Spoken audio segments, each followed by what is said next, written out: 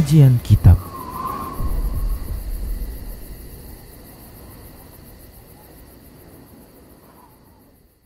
Bismillah, assalamualaikum warahmatullahi wabarakatuh. Innal hamdalillah nahmaduhu wa nasta'inuhu wa nastaghfiruh wa na'udzu billahi min shururi anfusina wa min sayyiati a'malina.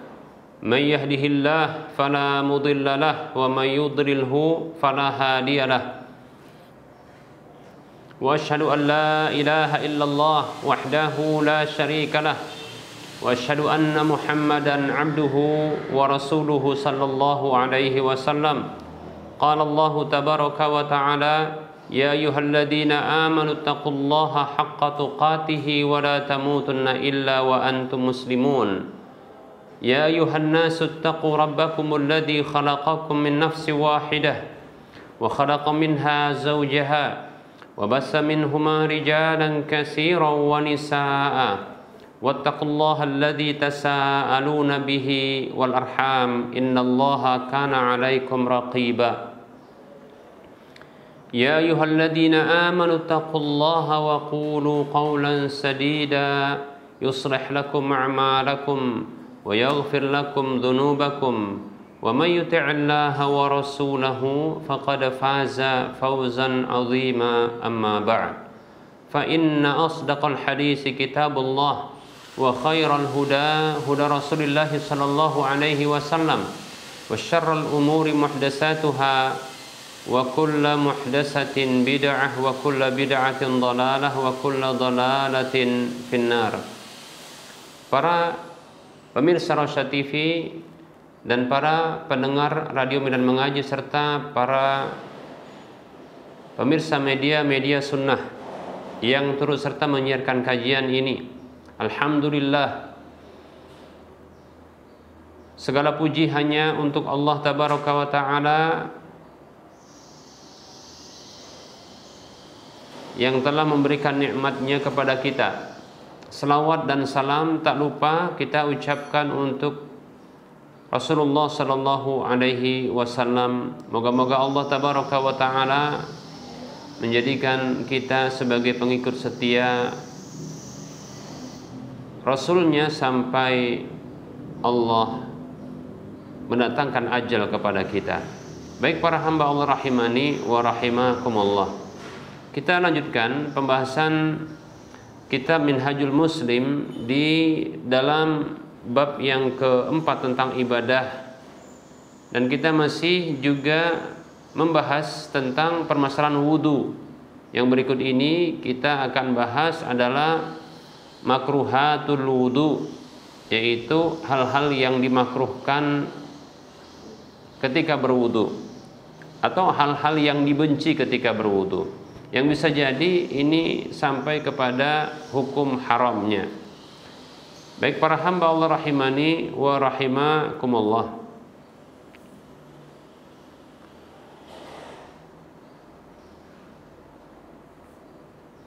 yang pertama di antara yang dimakruhkan ketika berwudu adalah at-tawaddu fil makanin najasi, yaitu berwudu di tempat najis,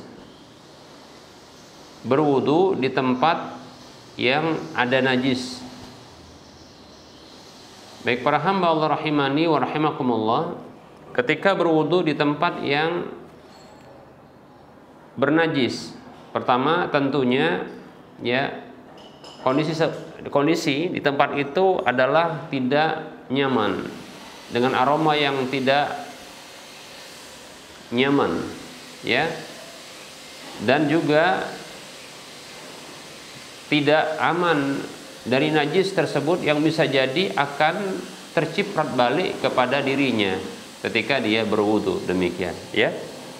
Atau mungkin sebagian pakaiannya, sebagian pakaian yang dikenakannya ini bisa jadi terciprat, ya,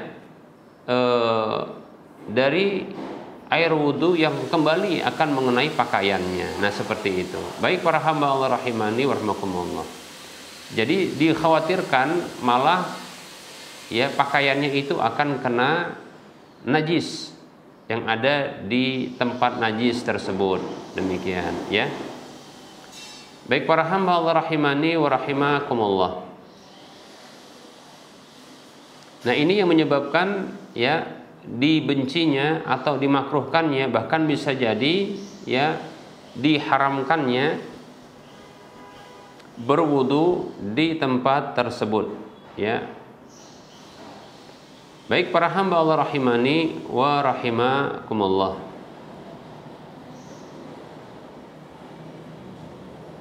Kemudian yang kedua,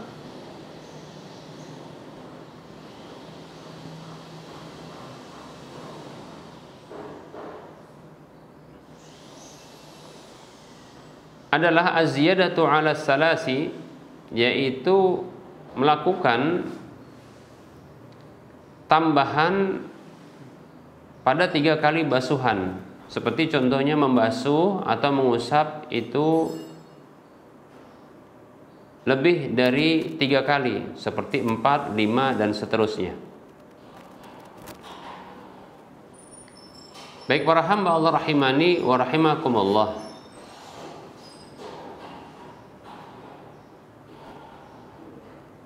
Yang seperti ini dimakruhkan. Bahkan ada hadis yang diriwayatkan oleh Imam An-Nasa'i dalam kitab Sunannya, demikian pula Ibnu Majah dalam kitab Sunannya.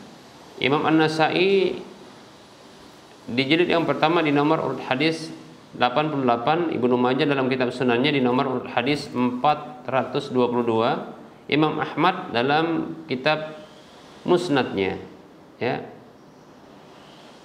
Dan ini hadis yang sahih.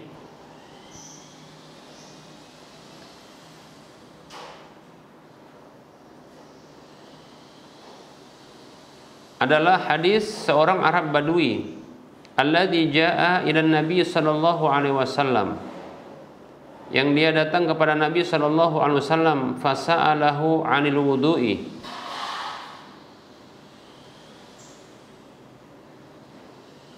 yang lalu bertanya kepada beliau tentang wudu, fa'arahu salasan, lalu Nabi sallallahu alaihi wasallam menampakkan kepada Arab Badui tersebut basuhannya 3 kali. Summa qala, kemudian beliau bersabda sallallahu alaihi wasallam, hadzal wudu'u, inilah dia wudu.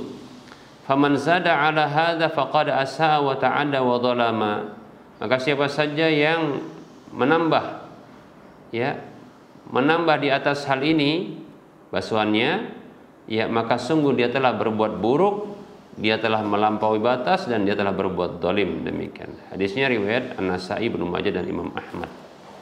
Baik para hamba Allah rahimani wa rahimakumullah.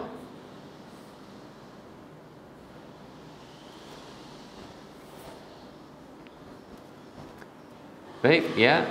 Nah, bisa jadi hukumnya jadi haram pula. Karena Rasulullah SAW mengatakan, faman zada ala hadza, maka siapa saja yang menambah melebihi hal ini, faqad asha'a, maka sungguh dia telah berbuat buruk. Wa ta'adda, dan dia telah melampaui batas, wa dhalama, dan dia berbuat zalim. Nah, tentunya ya tindakan-tindakan ini, berbuat buruk, melampaui batas, berbuat zalim, adalah perkara yang dilarang, yang bisa jadi adalah dosa. Demikian ya. Baik para hamba Allah rahimani wa rahimakumullah. Hadis ini juga dikeluarkan oleh Imam Ibnu Khuzaimah dalam kitab sahihnya. Kemudian para hamba Allah rahimani wa rahimakumullah, berikutnya hal yang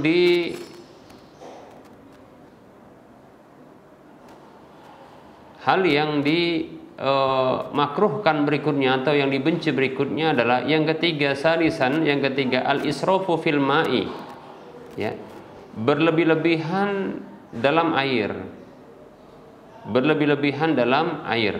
Demikian. Ittawadda Rasulullah sallallahu alaihi wasallam bimuddi hifnatin. Karena Rasulullah sallallahu alaihi wasallam berwudu dengan satu wadah mud, dengan satu mud air, ya satu wadah mud air. Demikian. Hadis ini hadis yang dikeluarkan oleh Imam Al-Haisami dalam Majma' Az-Zawaid.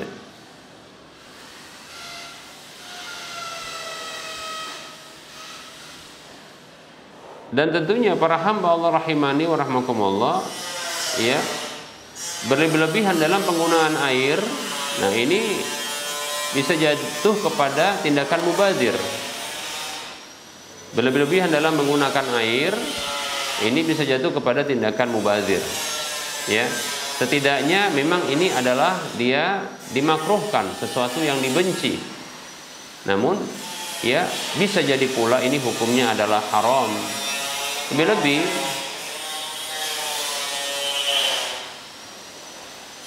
kita dapatkan sebagian orang yang berwudu, ya, mereka sudah terlebih dahulu membuka keran air, ya, membuka keran air, lalu mereka bersiap-siap, ya, seperti contohnya dibuka terlebih dahulu keran airnya, lalu dia menggulung tangannya dalam kondisi air ini terus mengucur, ya. Andaikan ditampunglah air tersebut, itu bisa jadi adalah, ya, cukup untuk berwudunya, ya, 3 atau 4 orang.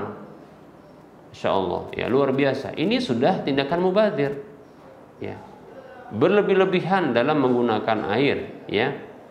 Rasulullah, Allah Subhanahu wa taala berfirman, ya, wala tubadzir tabdzira innal mubadzirina kanu ikhwanasy syayatin. Jangan kamu berbuat mubadzir, sesungguhnya orang yang berbuat mubadzir, ya, adalah saudara syaitan. Demikian, saudara syaitan. Nabi Shallallahu Alaihi Wasallam, ya, berwudu hanya dengan 1 mud saja, 1 mud, ya, seukuran barangkali wadah aqua, atau kita katakan atau 1 wadah tempat minum, ya, 1 gelas mungkin, demikian. Itu sudah cukup untuk apa? Untuk berwudu. Nah, coba bayangkan, kita lihat ada sebagian orang yang dia, ya, sebelum berwudu dia sudah buka dulu kerannya dengan deras, full, ya, terbuka deras begitu, ya, banyak air terbuang, lalu dia gulung tangannya, gulung pakaian tangannya, ya, digulung itu pakaian yang menutup tangannya, dibuka, digulung 1, nanti yang kiri juga demikian. Begitu juga nanti kakinya, yang kanan kaki, ya, celana kanan, ya, celana kirinya, demikian seperti digulung. Sementara tadi sudah terbuka. Ya Allah, itu kalau ditampung bisa jadi 1 ember itu. Nah, itu tindakan mubadzir, ya. Demikian para hamba Allah rahimani wa rahimakumullah, ya.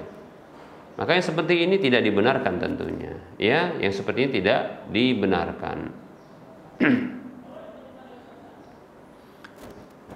Baik para hamba Allah rahimani wa rahmakumullah, kenapa tidak dibenarkan? Karena, ya, berlebih-lebihan dalam penggunaan air, bahkan penggunaan segala sesuatu berlebih-lebihan dalam segala hal itu dilarang dalam agama kita. Ya, tadi sudah kita sebutkan ayatnya, ya, karena Allah Subhanahu wa taala berfirman, wala tubadzir tabdzira innal mubadzirina kanu ikhwanasy syayatin. Jangan kamu berbuat mubadzir, ya, sesungguhnya orang-orang yang berbuat mubadzir adalah saudara syaitan.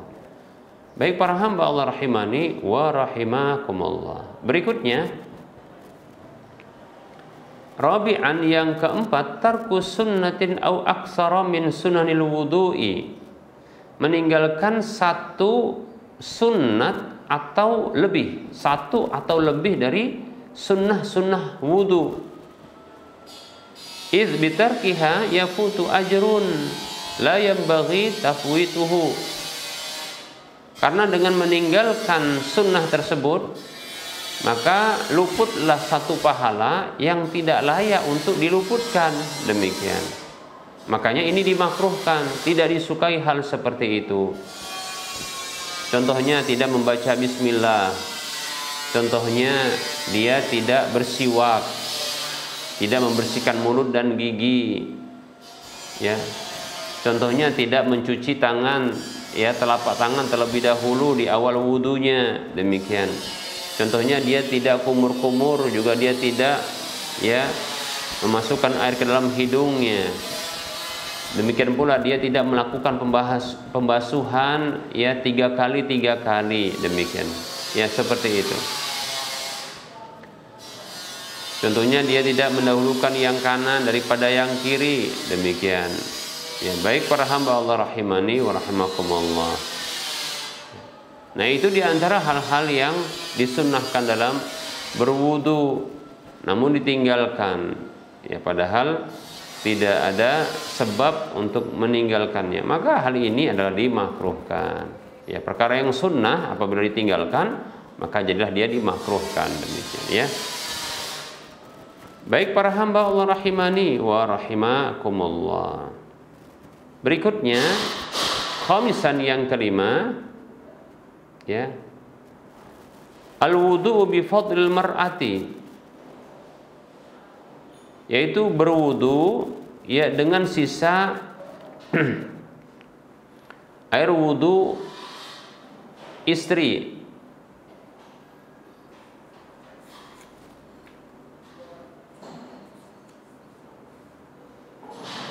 Atau sebaliknya, ya, demikian. Nah, ini berdasarkan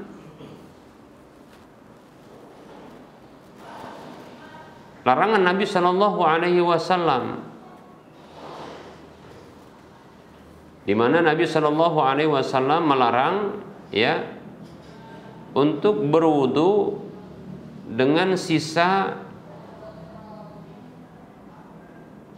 wudu wanita, yaitu istri, demikian ya, sebagaimana yang disebutkan dalam riwayat Tirmidzi, demikian pula Abu Daud.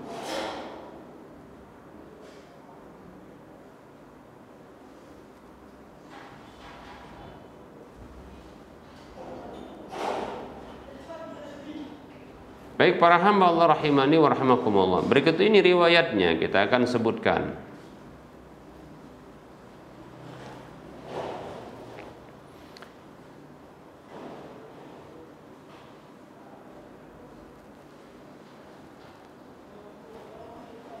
Dari Asim rahimahullahu taala yang mengatakan, sami'tu Aba Hajibin yuhaddisu 'anil Hakam ibni Amr al-Ghifari. Ia mengatakan, aku mendengar Abu Hajib rahimahullahu taala bercerita dari Hakam ibnu Amr al-Ghifari radhiyallahu anhu, anna Nabiy sallallahu alaihi wasallam naha an yatawadda ar-rajulu bi fadli tuhuri al-mar'ati, bi fadli tuhuri al-mar'ati.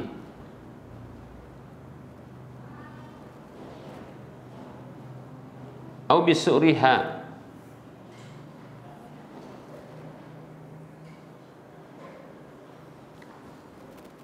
Dari Hakam ibnu Amr al-Ghifari radhiyallahu anhu bahwa Nabi Shallallahu alaihi wasallam melarang seorang laki-laki berwudu dengan sisa air bersuci wanita atau dengan ya bekas minumnya, demikian.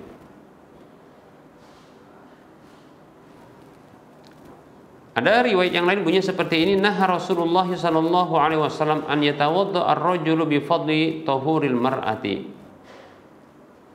Rasulullah Shallallahu Alaihi Wasallam melarang seorang laki-laki berwudu dengan air sisa ya bersuci seorang wanita, demikian ya. Nah, itu hadis yang diriwayatkan oleh Imam Tirmidzi. Adapun yang diriwayatkan oleh Imam Abu Daud dalam kitab Sunannya di nomor urut hadis 82, hadis yang sahih dari Hakam ibnu Amr radhiyallahu an, ia mengatakan anna Nabiy sallallahu alaihi wasallam naha an yatawadda ar-rajulu bi fadli tuhuril mar'ati, bahwa Nabi sallallahu alaihi wasallam melarang seorang laki-laki berwudu dengan sisa air bersuci seorang wanita, demikian. Baik. Nah, ini dia ya larangan yang bisa jadi maknanya adalah makruh, demikian ya, maknanya adalah makruh sebagaimana disebutkan oleh Syekh ya Abu Bakar Al-Jazairi ya dalam kitab Minhajul Muslim ini, yaitu hukumnya adalah makruh, demikian. Baik para hamba Allah rahimani wa rahmakumullah. Nah, ini ada 5 hal yang dimakruhkan ketika berwudu ya. Baik, kita cukupkan untuk penyampaian materi, insyaallah taala kita akan lanjutkan ya pada waktu mendatang ya. Kita buka saja sesi soal jawab ya.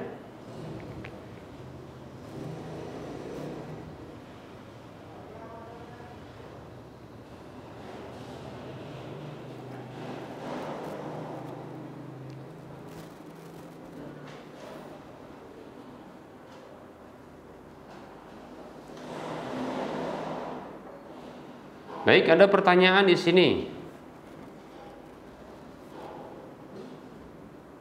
Pertanyaan terkait dengan membaca surah Al-Kahfi di malam Jumat atau di hari Jumat.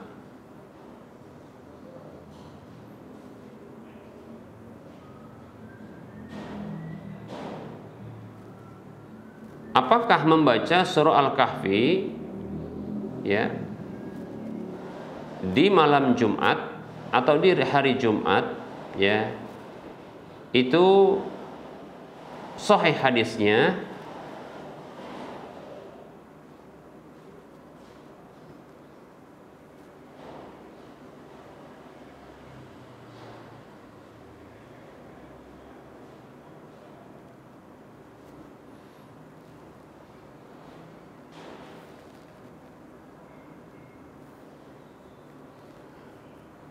Baik ya, pertanyaannya, Assalamualaikum Ustadz, saya mau bertanya, apakah membaca surah Al-Kahfi di setiap hari Jumat atau malam Jumat hadisnya sahih? Mohon penjelasannya. Bismillah, waalaikumsalam warahmatullahi wabarakatuh.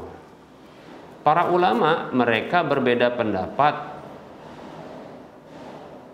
tentang hadis yang datang dalam masalah ini, yaitu membaca surah Al-Kahfi di malam Jumat atau di hari Jumat. Ya, para ulama mereka berbeda pendapat. Sebahagian ulama ya mereka mendhaifkannya, sebagian ulama mendhaifkannya. Ya, karena ada perawi yang dhaif ya dalam riwayat, dalam sanad ya riwayat tersebut, demikian. Ya.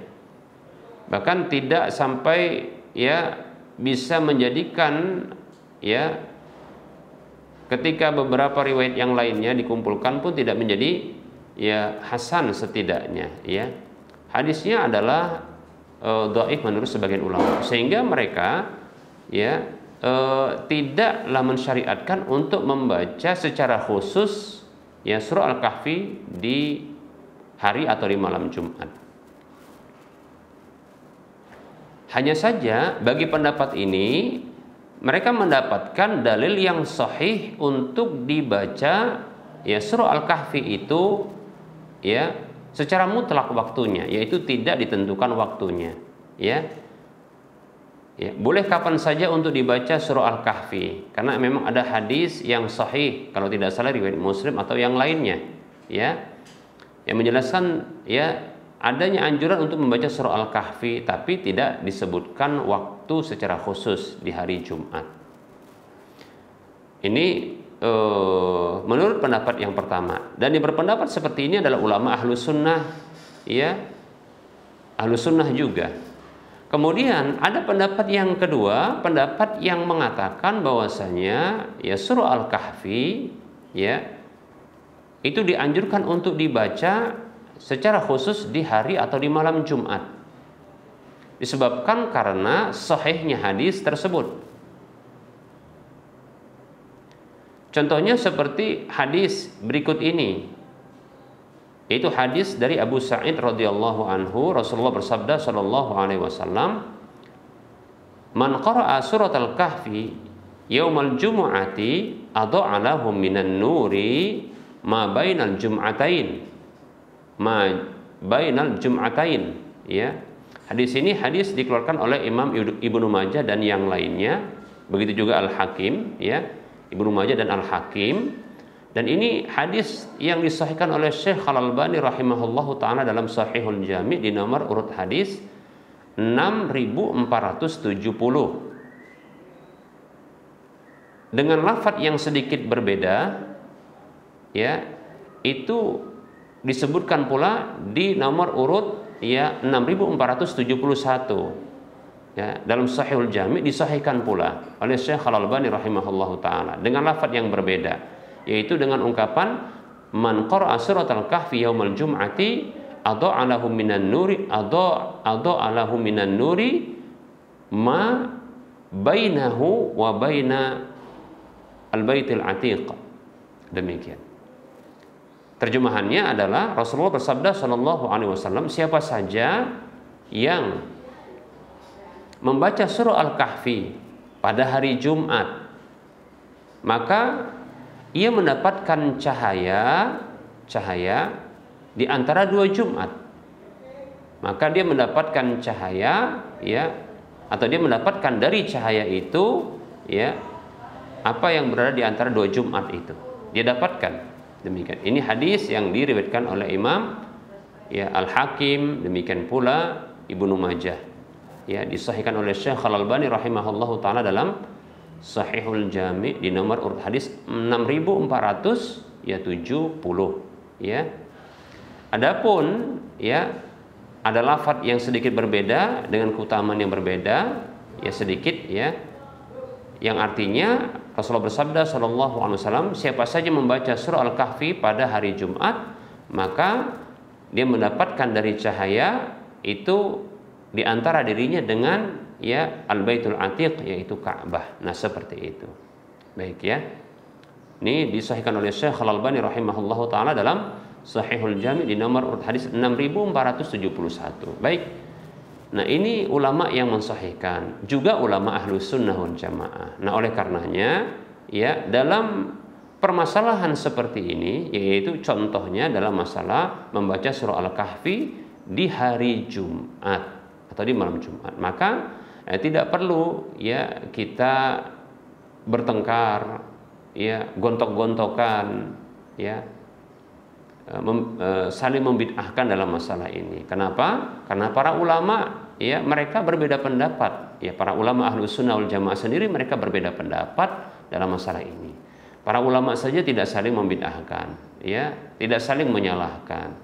Ya, ini termasuk masalah, ya, ijtihadiyah, permasalah yang kembali kepada ijtihad para ulama, ya, di dalam menilai, ya, kesahihan hadis tersebut. Ada yang menilai itu dhaif sehingga tidak diamalkan. Ada yang menilai itu sahih sehingga diamalkan, demikian. Nah, di sini, ya, diwajibkan bagi kita untuk berlapang dada. Bagi yang mensahihkan hadis tersebut, maka silakan mengamalkannya, dan saya termasuk yang condong kepada pensahihan hadis tersebut sehingga saya pun mengamalkannya.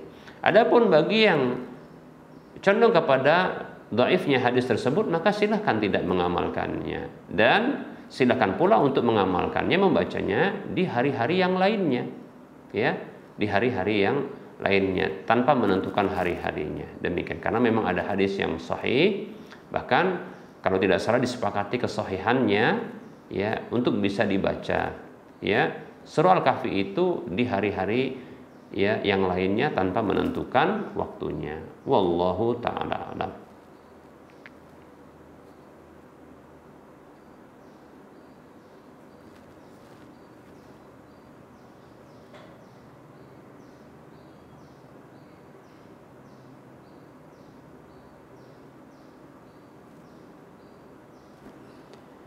Baik, ada pertanyaan. Assalamualaikum Ustaz, saya mau bertanya, ketika salat witir 1 rakaat, duduk tasyahudnya atau tahiyatnya itu duduknya iftirash atau tawarruk? Mohon penjelasan, ya. Baik. Bismillah, waalaikumsalam warahmatullahi wabarakatuh. Ini juga terjadi perbedaan pendapat di kalangan para ulama, ya, yaitu dengan pembahasan yang lebih umum, yaitu apakah sholat yang memiliki satu tasyahud saja, ya, satu tasyahud saja itu duduknya iftirash ataukah tawarruk, ya, ataukah boleh ya iftirash ataukah tawarruk, demikian, ya. Yaitu sholat yang memiliki satu, ya, satu tasyahud, ya, bukan dua tasyahud, ya.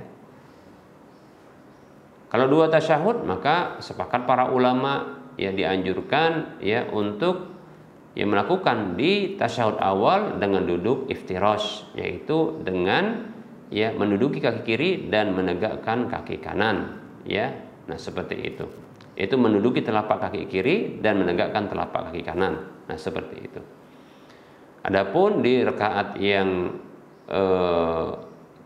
atau di duduk tasyahud yang terakhir maka dianjurkan untuk ya duduk tawarruk, yaitu dengan menegakkan ya telapak kaki kanan kemudian ya menduduki lantai, demikian, ya. Nah, seperti itu. Nah, adapun untuk salat-salat yang dia satu tasyahud saja, ya, atau disebut juga dengan tahiyat, ya, satu tahiyat saja, demikian, ya. Maka para ulama berbeda pendapat apakah duduknya tawarruk ataupun iftirash, ya. Dalam mazhab Asy-Syafi'i maka atau yang sependapat dengannya maka ini adalah duduknya tawarruk, demikian, ya.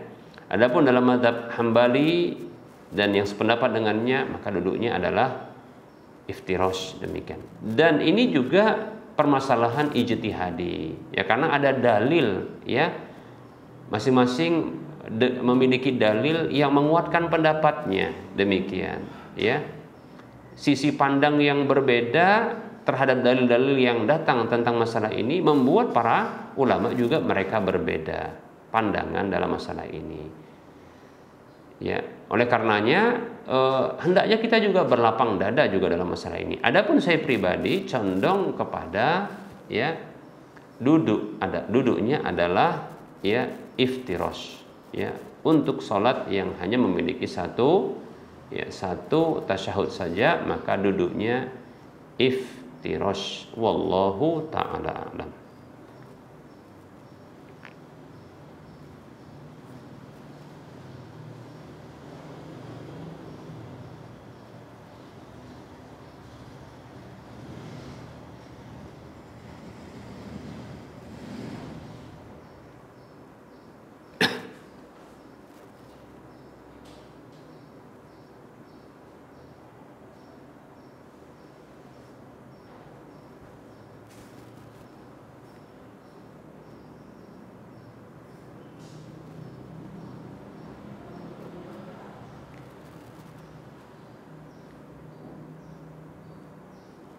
Ada pertanyaan, Assalamualaikum warahmatullahi wabarakatuh. Saya mau bertanya Ustadz, apa hukumnya bekerja di perusahaan outsourcing yang memiliki salah satu kliennya adalah bank? Mohon arahannya Ustadz, syukron. Bismillahirrahmanirrahim. Waalaikumsalam warahmatullahi wabarakatuh. Bekerja di sebuah perusahaan yang ternyata ini akan melibatkan perusahaan yang lain atau akan ditempatkan di perusahaan yang lain, maka apabila penempatan ya itu di perusahaan yang ternyata perusahaan tersebut adalah halal, maka tentunya ya bekerja padanya adalah halal. Perusahaannya bekerja di bidang yang halal, ya. Kalau dia bekerja di bidang yang haram, maka bekerja sama dengannya juga haram, ya. Menempatkan para pekerja di tempat perusahaan yang berkecimpung dalam perkara yang haram, maka haram pula. Nah, seperti itu, ya. Demikian. Maka ini perlu kita rinci demikian. Ya, kita tidak memukul rata demikian, tapi kita memberikan rincian. Nah, seperti itu. Ya. Nah, perbankan yang basisnya adalah memberikan uang sebagai piutang, ya, lalu akan dikembalikan ya dengan cara berlebih. Begitu juga apabila ya ada nasabah yang memberikan dananya sebagai piutang kepadanya karena akan digunakan, ya, kemudian juga akan dikembalikan berlebih. Nah, ini adalah riba. Demikian. Walaupun dengan nama contohnya ujroh, ya, ujroh. Namun apabila dia akadnya aslinya adalah dia ya riba, yaitu hutang piutang yang menarik keuntungan adalah riba. Kullu qardin jarra manfaatan fahuwa wajhun min wujuhir riba. Ya, setiap hutang piutang yang menarik keuntungan, ya, tentunya disepakati keuntungan tersebut, maka dia adalah ya riba, salah satu dari bentuk riba. Demikian. Walaupun disebut dengan ujroh, disebut ini katanya ujroh dari atau ini disebut dengan bagi hasil dikatakan. Maka kita katakan kalau dia bagi hasil, ya, itu dana nasabah yang digunakan itu sebagai modal permodalan atas sebuah usaha, maka tentunya ya nasabah itu dilibatkan untuk dia ya mengetahui usaha apa yang diarahkan modalnya kepada usaha tersebut. Kemudian para nasabah juga harus dia bersedia untuk menanggung kerugian yang bersifat alami apabila usaha tersebut ada kerugian. Pertanyaannya, apakah setiap nasabah yang nantinya akan diberikan bagi hasilnya itu mereka sudah siap ya untuk menanggung kerugian bila ada kerugian yang bersifat alami? Jika tidak, itu sesungguhnya adalah hutang piutang, dana yang diberikan kepada pihak perbankan walaupun berlabel syariah, ya, tetap saja dia adalah ya riba, itu hutang yang menarik keuntungan. Demikian. Nah, seperti itu, ya. Baik, ya. Nah, bekerja di perusahaan-perusahaan lembaga keuangan yang masih ya mempraktekkan riba, maka ini tetap tidak boleh. Bekerja sama dengannya juga tidak boleh, ya, demikian. Ya, bekerja di sana juga tidak boleh, bekerja sama dengannya juga tidak boleh, ya, kecuali dalam hal-hal yang halal, ya, dalam usaha-usaha praktek yang halal pula. Demikian, ya. Wallahu ta'ala a'lam.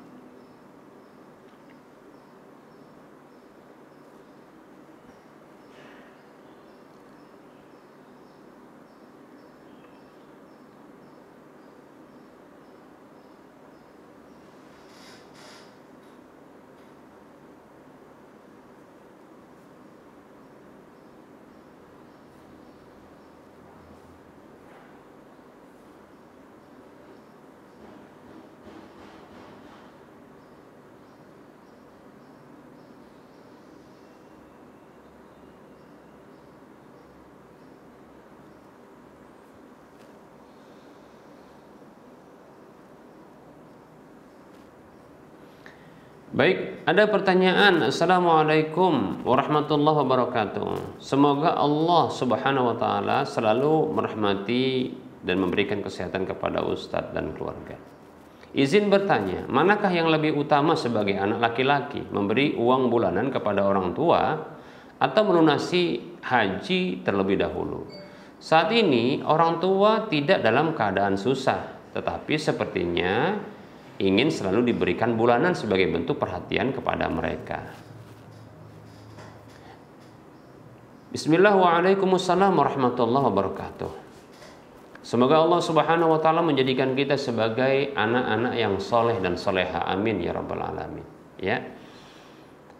Sebenarnya tidak perlu ditinggalkan semuanya dan tidak perlu pula untuk dipilih salah satunya jika memungkinkan untuk bisa dikerjakan seluruhnya.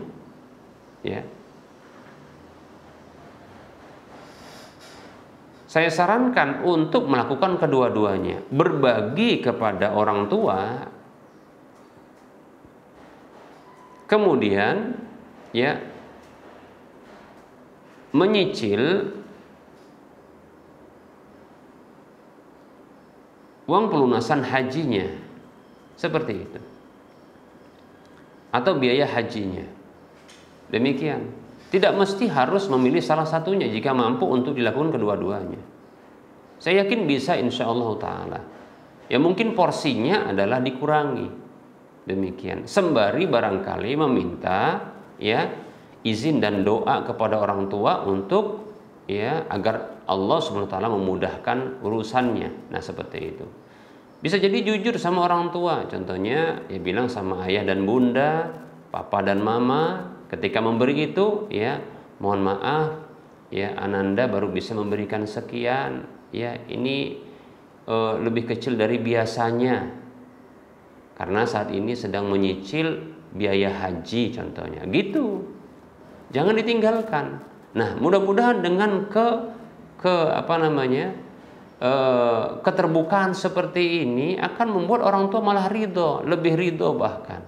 Ternyata apa katanya? Anakku perhatian kepadaku juga, walaupun ya bersama dengan itu dia tidak meninggalkan apa yang menjadi kewajibannya, yaitu untuk bersiap-siap menunaikan ibadah haji. Nah begitu. Ya.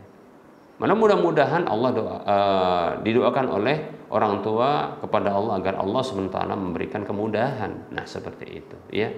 Jadi seperti itu, tidak perlu ditinggalkan kedua-duanya, ya. Dan bisa juga dilakukan kedua-duanya, tanpa harus memilih salah satu dari keduanya. Demikian, ya. Jadi berikan ya sebagai bentuk bulanan setiap bulannya, namun lebih sedikit dari yang biasanya, ya. Lalu sampaikan kepada orang tua, ya, ya. Itu permohonan maaf dan dukungan berupa doa ya agar dimudahkan bisa berangkat ya haji, contohnya menunaikan haji, ya. Jadi apa yang diberikan itu tidak seperti biasa dengan alasan yang disebutkan tadi. Nah begitu ya. Insya Allah Ta'ala ini yang saya pandang lebih baik. Wallahu ta'ala a'lam.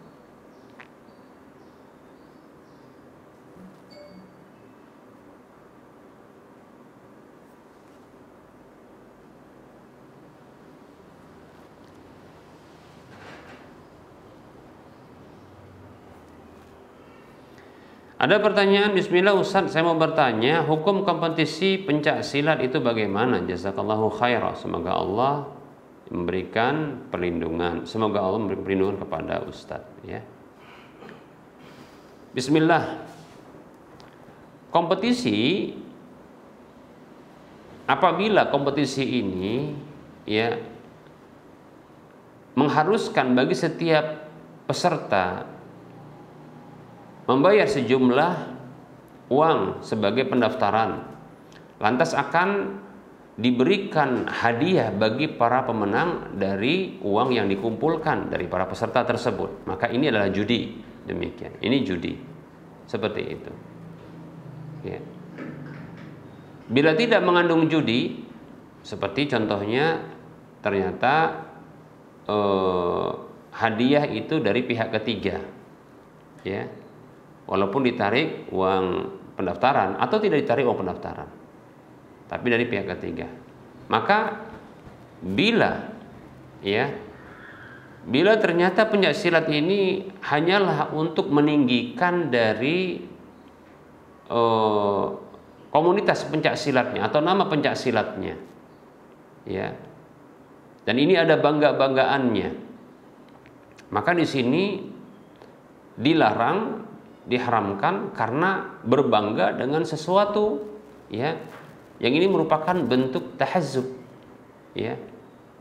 Kullu hizbin bima ladaihim farihun. Setiap kelompok itu berbangga-bangga dengan apa yang ada pada mereka.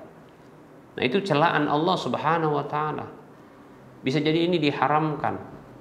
Ya, apalagi sampai contohnya ini kalau kalah di kompetisi tersebut maka akan ya melakukan tindakan brutal atau bermain, yaitu di luar. Nah, seperti itu. Bukan tidak ada, ya, yang seperti ini, bukan tidak ada, ya.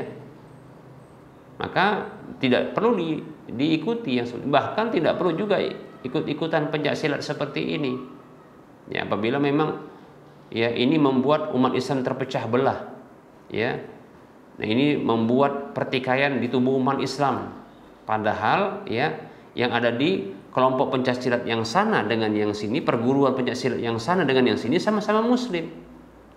Tapi dikarenakan fanatik, kemudian ya tahazub, sehingga terjadi perkelahian, musuh buyutan, ya, saling menyakiti antara sesama kaum muslimin di antara peserta ya pencaksilat tersebut. Maka ya tidak perlu.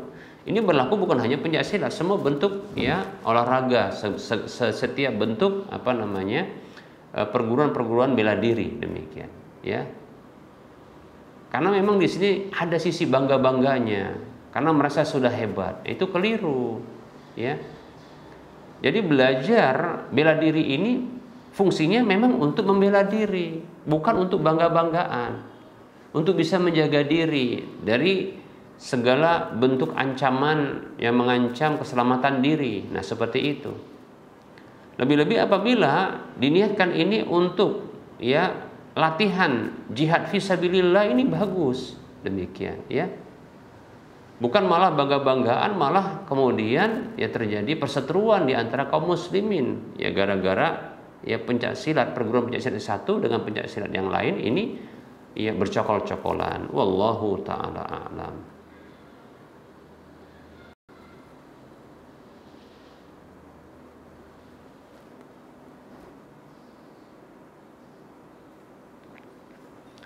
Baik, ada pertanyaan. Bismillah. Assalamualaikum Ustadz. Semoga Ustadz senantiasa dalam keadaan sehat. Amin. Ya. Apakah termasuk perbuatan bid'ah jika anak yang baru pindah ngaji dari Iqra naik ke Al-Quran? Maksudnya adalah naik tahapannya kepada Al-Quran, lalu dibuatkan makanan berupa pulut kuning untuk dibagikan kepada teman-teman si anak sebagai bentuk rasa syukur kepada Allah Subhanahu wa taala. Karena si anak sudah bisa baca Quran dan ini sudah menjadi kebiasaan di tempat tinggal kami, ya. Mohon penjelasannya Ustaz. Syukran, ya. Barakallahu fiik wa jazakallahu khairan. Bismillah, waalaikumsalam warahmatullahi wabarakatuh. Semoga Allah Subhanahu wa taala juga memberikan kebaikan, kesehatan dan kebahagiaan dalam kehidupan dunia dan akhirat kepada kita semua. Amin ya rabbal alamin, ya. Baik. Membuat makanan untuk ungkapan rasa syukur karena baru selesai ya tahapan tertentu dari membaca ya Al-Quran, seperti baru dari Iqra kepada mau naik Al-Quran tahapannya. Kalau Iqra tentunya ada penggalan-penggalan Al-Quran yang dibaca, maksudnya untuk latihan membacanya, demikian. Apakah berbagi makanan ya dengan seperti pulut kuning contohnya ya ini terlarang? Maka kita rinci. Yang pertama ya apabila itu ya dijadikan sebagai bentuk bahagian dari agama dan dianggap ini adalah bahagian agama, bahagian dari agama ya. Memang demikian seharusnya, maka kita katakan ini adalah sebuah bentuk pensyariatan tanpa dalil.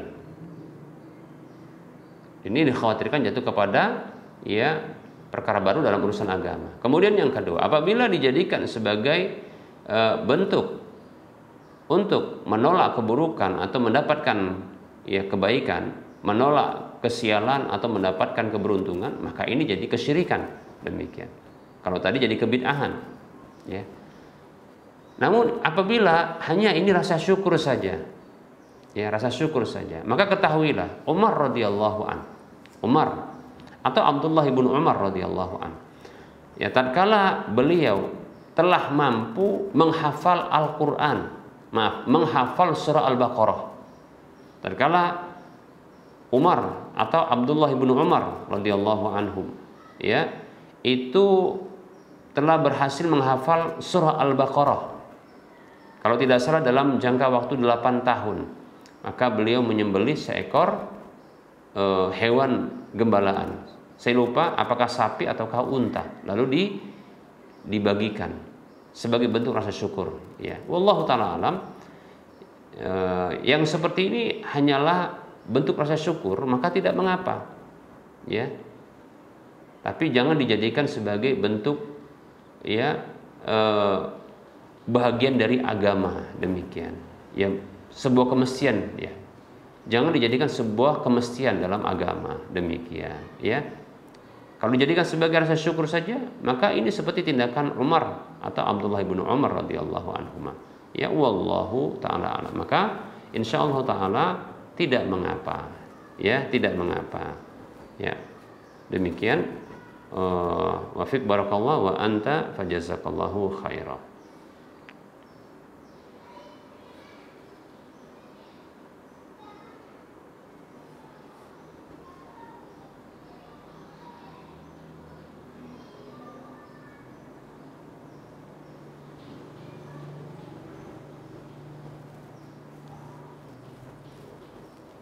Baik, ada pertanyaan. Assalamualaikum warahmatullahi wabarakatuh.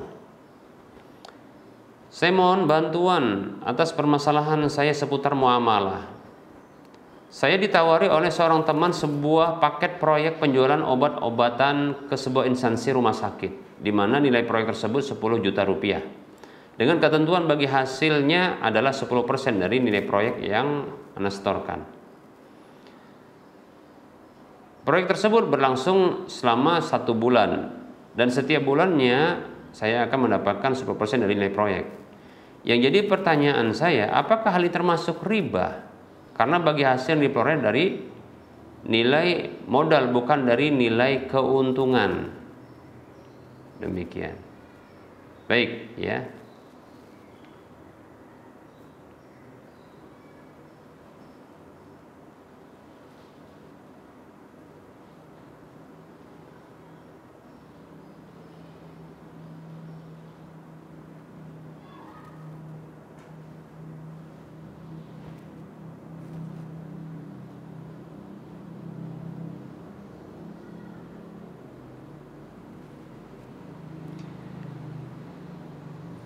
Bismillah, waalaikumsalam warahmatullahi wabarakatuh.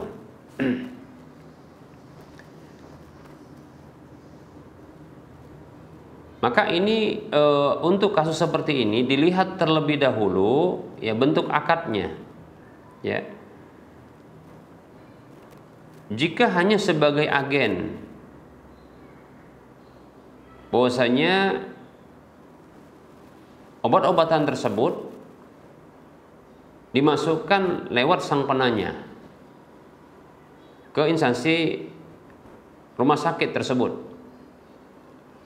maka kemudian akan diberikan fee 10%-nya.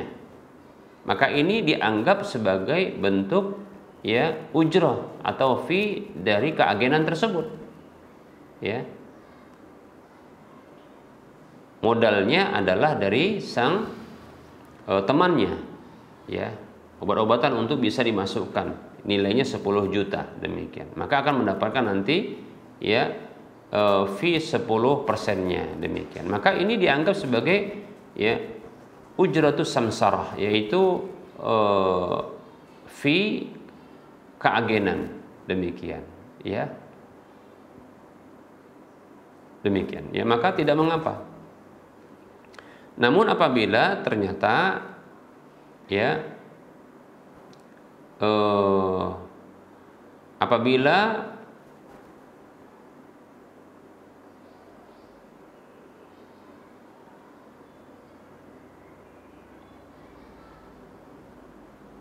modal yang diberikan ya tersebut ya itu dibeli dengan cara hutang, ya, kemudian dijual kembali ke instansi rumah sakit tersebut, ya, maka juga di sini tidaklah ada masalah, ya, tidak ada masalah, ya, tidak ada riba padanya, ya, eh, selama ketika tidak ada denda keterlambatan ketika membayar kepada si teman tersebut ketika jatuh temponya, ya. Ini tidak ada denda keterlambatan. Demikian. Adapun terkait dengan nilai persentase itu diambil dari total nominal proyek atau total nilai proyek. Nah, ini tidak mengapa. Karena akad ini bukanlah termasuk akad ya mudharabah atau bagi hasil. Lebih tepat di sini adalah akad ya samsaroh, demikian ya. Seperti itu. Kalaupun dia akadnya adalah bagi hasil, ya, bila keuntungan itu diberlakukan ya dari modal tersebut, ya, maka di sini pun tidaklah jatuh kepada ya riba, ya, namun ini hanya bentuk kedzaliman saja, yaitu keuntungan dalam bentuk persentase itu dari omset, ya, dari omset keseluruhannya, atau bisa dikatakan dari total modal keseluruhannya, demikian. Maka yang seperti ini bukanlah termasuk riba, namun dia termasuk kedzaliman.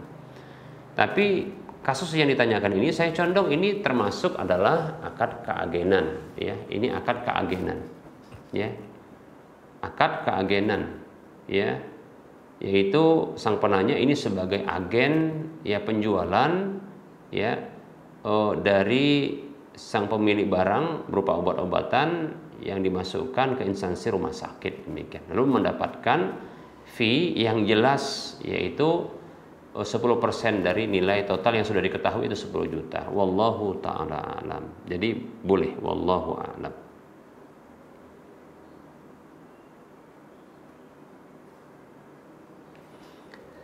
Baik para hamba Allah rahimani rahimakumullah, kita cukupkan ya penyampaian materi dan menjawab pertanyaan yang sudah masuk ini. Tentunya dalam penyampaian ini ada kekurangan dan kesalahan, ya. Kepada Allah Subhanahu wa taala saya mohon ampun, dan kepada para pemirsa dan para pendengar sekalian saya mohon maaf apabila ada kesalahan dan kekurangan. Kebenaran itu datang dari Allah, maka ambillah. Kekurangan dan kesalahan itu datang dari saya pribadi dan bisikan syaitan, maka tinggalkanlah. Baik para hamba Allah rahimani wa rahimakumullah, sebelum kita mengakhiri perjumpaan ini seperti biasa, ya, kita memberikan motivasi kepada kaum muslimin seluruhnya. Mari kita berdonasi untuk membangun masjid, ya, Masjid Al-Muwahhidin, yang nilai total proyeknya ya itu adalah sekitar 41 miliar. Begitu besarnya terbuka peluang bagi kita untuk memiliki ya keutamaan yang Rasulullah janjikan. Ya, kata Rasulullah SAW, ya, man bana masjidan, siapa saja yang membangun rumah atau membangun rumah Allah, yaitu masjid, karena Allah Subhanahu wa taala, ya, banallahu lahu baitan fil jannah, maka Allah Subhanahu wa taala bangunkan untuk dia sebuah rumah di surga. Dalam hadis yang lain disebutkan, ya, siapa saja yang membangun masjid, ya, walaupun sebesar sangkar burung, maka Allah bangunkan untuk dia sebuah rumah di surga. Masya Allah, ya. Ini balasan yang luar biasa. Ya, sekecil apapun sumbangsih kita untuk ya membangun Masjid Al-Muwahhidin ini, maka kita akan mendapatkan peluang untuk dibangunkan sebuah rumah di surga oleh Allah Subhanahu wa taala.